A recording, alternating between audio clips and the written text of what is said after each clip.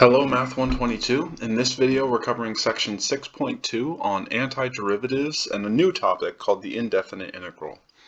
So remember from the last video that we say a function big f of x is an antiderivative of the function little f of x whenever the derivative of big f of x is equal to little f of x. And an example we saw in the last video, if big f of x is equal to x squared and little f of x is equal to 2 times x, then notice that when we take the derivative of big f of x, we get 2x, and that equals little f of x. So we would say that x squared is one example of an antiderivative of 2x. So a natural question we can ask is whether there are more antiderivatives of 2x. Is x squared the only one, or are there infinitely many? Can we figure this question out? So notice, for example, if we take big f of x to be equal to x squared plus 3, then again we have that the derivative of big f of x is equal to 2 times x. So x squared plus 3 would also be an antiderivative. And more than that, if we let big f of x just be x squared plus any constant, which we're going to call c, then when we take the derivative of big f of x, again we get 2 times x. So in fact, big f of x equals x squared plus c is an antiderivative for any constant c. So yes, we do have an infinite number of antiderivatives of little f of x. However, it can be shown that all of the antiderivatives of little f of x are going to be of the form big f of x plus c. So once we find one antiderivative of little f of x, we have all of the antiderivatives, and all of those antiderivatives look like that antiderivative that we found plus some constant c. And note that this constant c that shows up here is sometimes called the constant of integration, just in case that terminology shows up somewhere. So we can define the indefinite integral using this family of antiderivatives of a function little f of x. So the indefinite integral is notated with this notation right here. So notice we use the same notation we use for the definite integral, but this time we don't have any limits of integration. So we would read this as the integral of f of x dx, and this indefinite integral is equal to the family of all of the antiderivatives of little f of x. So be careful here, even though the notation looks really similar to a definite integral, these things are actually saying different things. So in the case of the definite integral, so we have this integral from a to b of f of x, in that case, that definite integral is actually a number, and that number is defined to be the limit of a bunch of Riemann sums, whereas the indefinite integral of f of x dx is a family of antiderivatives. So the indefinite integral is a family of functions, and the definite integral is just a number. So although they look similar, they're really saying different things, although these two things are going to end up being related at the end of the day. So again, this integral of f of x dx is called the indefinite integral of f of x. And often, just because the terminology indefinite integral gets kind of tedious and cumbersome, I'll just call it the integral of f of x. Now on to our first example. We want to find out which of the following functions are antiderivatives of the function f of x equals 8x cubed. So we have the function f of x equals 24x squared, g of x equals 8x to the fourth, and h of x equals 2x to the fourth. So how can we figure out which functions are antiderivatives? Well, we're going to take the derivative of each. And after we do that, we're going to check whether that derivative is equal to 8x cubed. So let's start off with the function big f of x. So if I take the derivative of big f of x, I get 48 times x, which is not equal to little f of x, which is 8x cubed. So this is not going to be an antiderivative. If I look at g of x now, and I take the derivative, I get a 32x cubed, which again is not equal to little f of x. So g of x is not an antiderivative. So let's try h of x then. This time I take the derivative and I get an 8x cubed, which is equal to little f of x. So h of x is an antiderivative. So let's write that down. So h of x is an antiderivative of little f of x. And it looks like I have a mistake in the notes. So in the notes, I have that the derivative of big f of x is equal to 48x cubed, but that is wrong. The derivative is equal to 48x as I have it here. So just beware of that in the notes. All right, and now we want to find the indefinite integral of 8x cubed dx. Well, we just found an antiderivative from part A, and that antiderivative was h of x equals 2x to the fourth. So h of x equals 2x to the 4 is an antiderivative, and we said that the family of antiderivatives can be found by finding one antiderivative and just adding an arbitrary constant. So this means that the family of antiderivatives of 8x cubed, or the integral of 8x cubed, is equal to 2x to the fourth, the antiderivative that we found, plus c. So that's all of the antiderivatives. So we just add this c when we have our indefinite integral here. Okay, so again, once we find that one antiderivative, we get all of the antiderivatives by just adding that constant of integration c.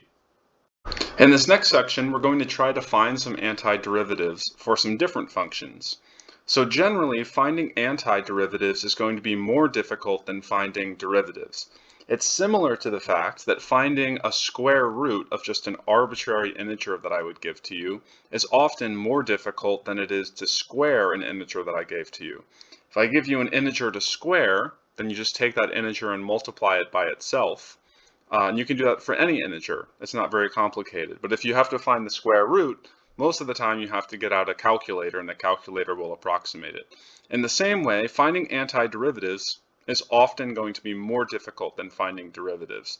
But we still have some rules that we can use generally, and we'll develop some of those rules throughout the rest of the video. Alright, so let's start off with an example and see if we can find the antiderivative, or the family of antiderivatives of x cubed. Alright, so if we had this function, let's call it big f of x, and let's say that it's an antiderivative of x cubed, then this would mean that the derivative of big f of x would have to be equal to x cubed. So we can try and guess what an antiderivative might be. So I know, for example, that if I take the derivative of x to the 4, I'm going to get a 4x cubed. And 4x cubed is relatively close to x cubed, it's just off by a factor of 4. So, can I get rid of the factor of 4? And the answer is yes. I can get rid of it by instead taking the derivative of x to the 4 over 4, because now I'm going to have a factor of 1 over 4 on the outside times 4x cubed, and now the 1 over 4 and the 4 are going to cancel, and I'm left with an x cubed. So we would say that the integral of x cubed dx is equal to x to the 4 over 4 plus c. So we found our one antiderivative, which was x to the 4 over 4, and then to get the family of all of the antiderivatives, we just add c to that antiderivative that we found. So this last example is part of a much more general pattern, and here's a rule that's going to come up all the time when taking indefinite integrals. So if I have x raised to some power n, and this n doesn't have to be an integer, it could also be a fraction, then the indefinite integral of x to the n dx is equal to x to the n plus 1 divided by n plus 1, and then add on my constant of integration c. And you should note here that this rule only applies when n is not equal to -1. So as long as we're looking at x to some exponent other than -1, we can use this rule to find the indefinite integral. Okay, Another type of function we might want to look at. Let's say we want to find the indefinite integral of 3 dx.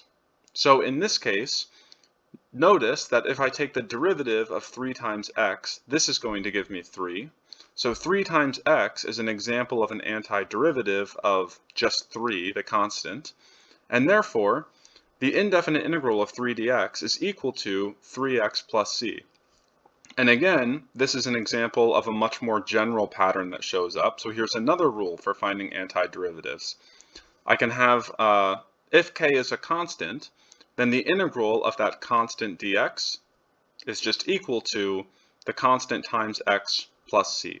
So that's another rule that we can use when integrating.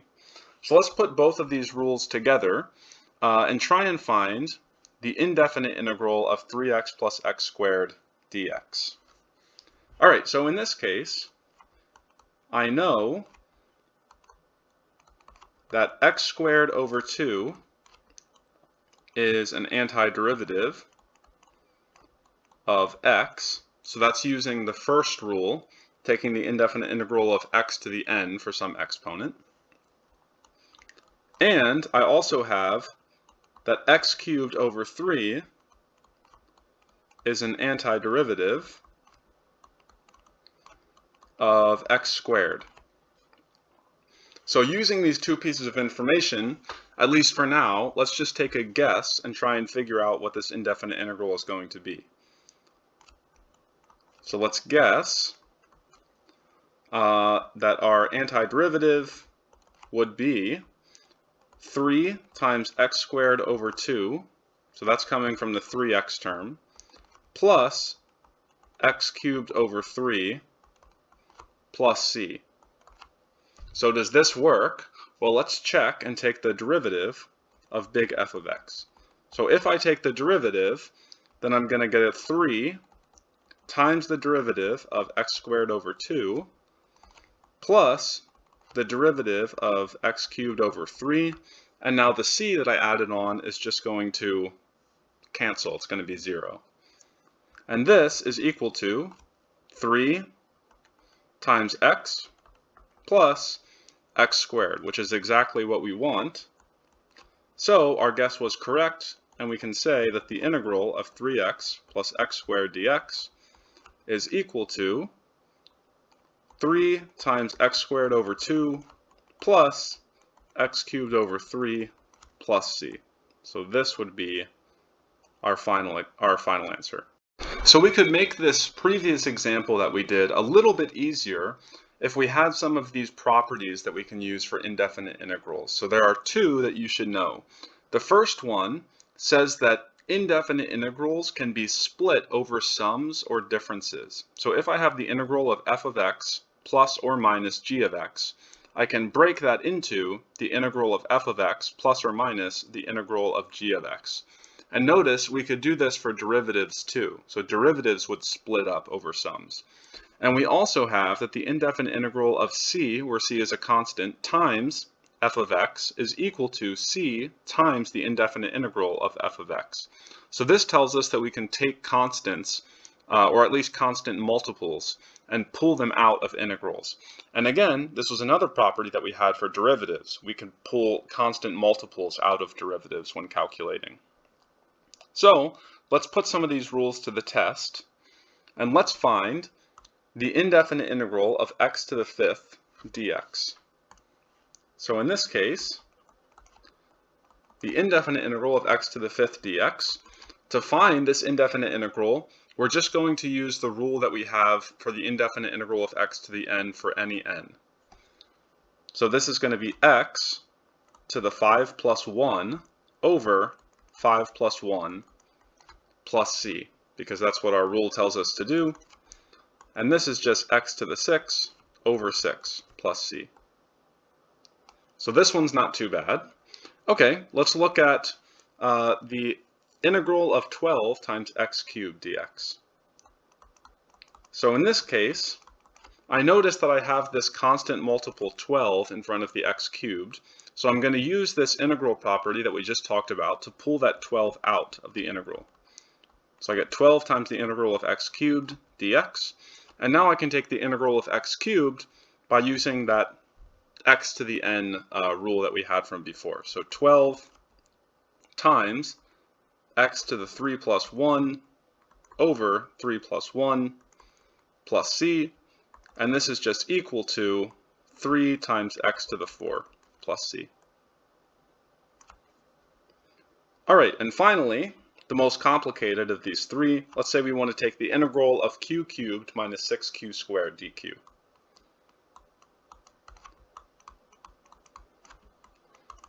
So, first off, we can take this integral and split it up into two integrals. So we split it into the integral of q cubed minus the integral of 6q squared. And now in the second integral, I have a constant multiple that I can pull out.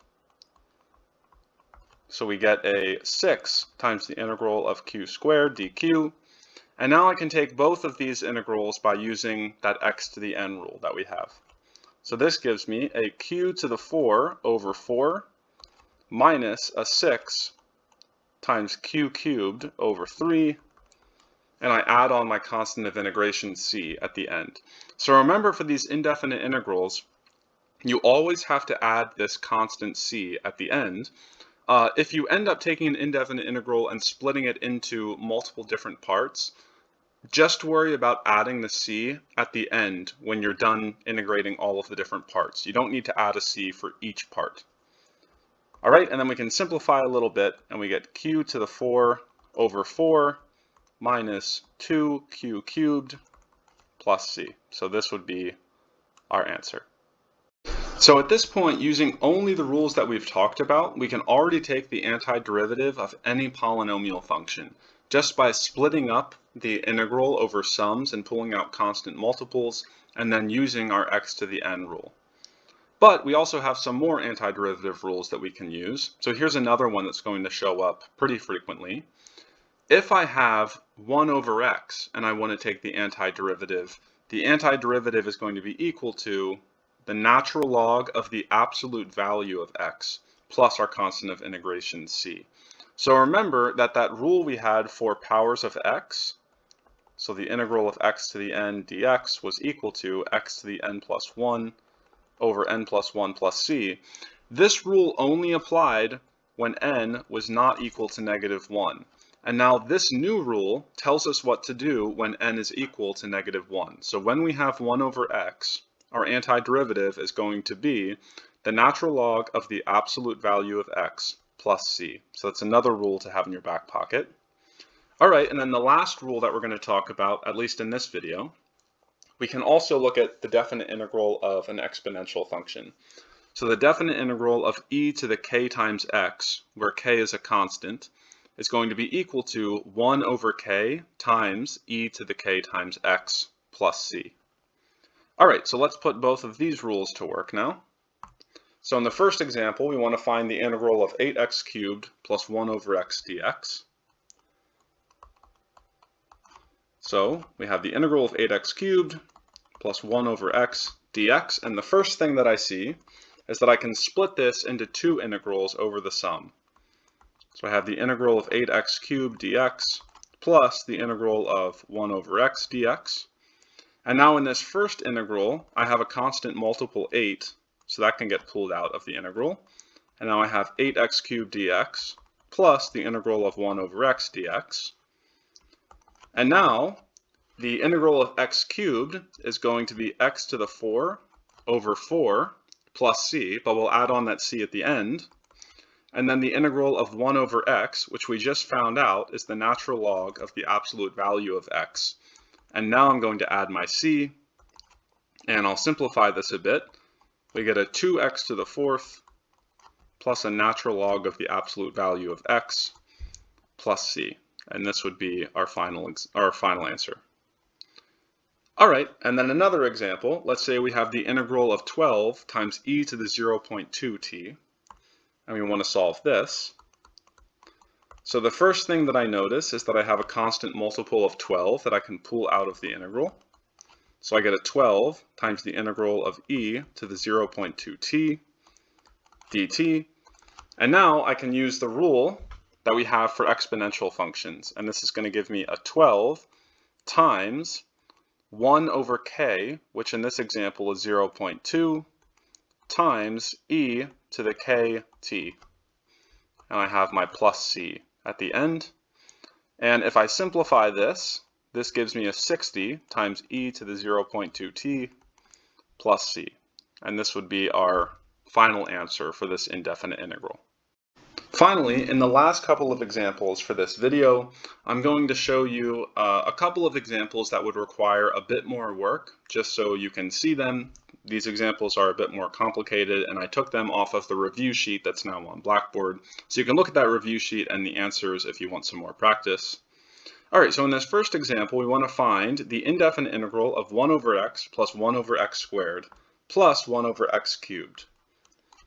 All right, so the first thing I notice is that I have the sum of a bunch of different things. So I'm going to take this indefinite integral and split it up into 3 different indefinite integrals, like this. All right, and now this first indefinite integral, the integral of 1 over x, I know that that's the natural log of the absolute value of x. So I'm done with that one. And now I can move on to the second indefinite integral, and I'm going to rewrite this as the integral of x to the negative 2 dx, and I'll rewrite this last integral as the integral of x to the negative 3 dx. And the reason I'm doing that is because after I rewrite, now I can use the rule that I have for the indefinite integral of x to the n. So this gives me the natural log of the absolute value of x plus, and now I'm going to use that x to the n rule. So I'll get x to the negative 2 plus 1 over negative 2 plus 1. And for the integral of x to the negative 3, I get x to the negative 3 plus 1 over negative 3 plus 1. And now I'll add on my c at the end. So this gives me, again, the natural log of the absolute value of x. And now this is going to give me an x to the negative 1 over negative 1 plus x to the negative 2 over negative 2 plus c. And now I can just make this look a little bit nicer. This is going to be the natural log of the absolute value of x minus 1 over x minus 1 over 2 x squared plus c.